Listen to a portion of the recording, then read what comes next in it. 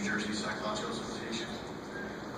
I understand what you're saying, and I agree about the conflicts that's going on with the media and how it's being utilized in a very litigious way.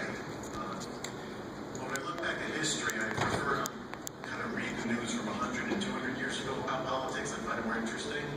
And having these things always going on during times of stress and turmoil. So, for example, in 1804, Alexander Burr, the vice president, assassinated, or during a duel, Alexander Hamilton for insulting him publicly.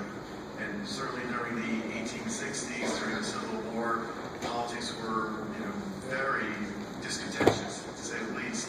So, isn't this kind of just a more public display of some of the things that have gone on throughout the history of politics during such turmoil?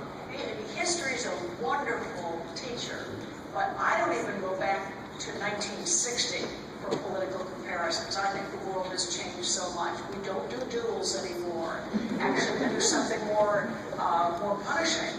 The accusations and the throwing of mud during a campaign have, sticks and stones will break my bones. Calling me names will really hurt me and destroy a career and psychologically hurt a candidate and a family. So, yes, in the old days, newspapers, William Randolph Hearst was not a shy political voice. He used his newspapers to make political stories. Even when I first started covering for ABC News, Nixon had just resigned. I did not cover the Nixon administration. I started covering Gerald Ford.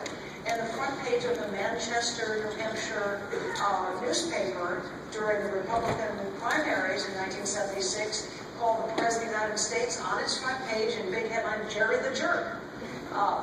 You think that was, kind of unbiased reporting? No, it was using the newspaper for it. So there are lots of historical examples of how nasty and how really brutal politics can be. I think today's politics are more civilized than some of that, but the meanness and the hostility and the lack of being willing to work with the other side is stunning.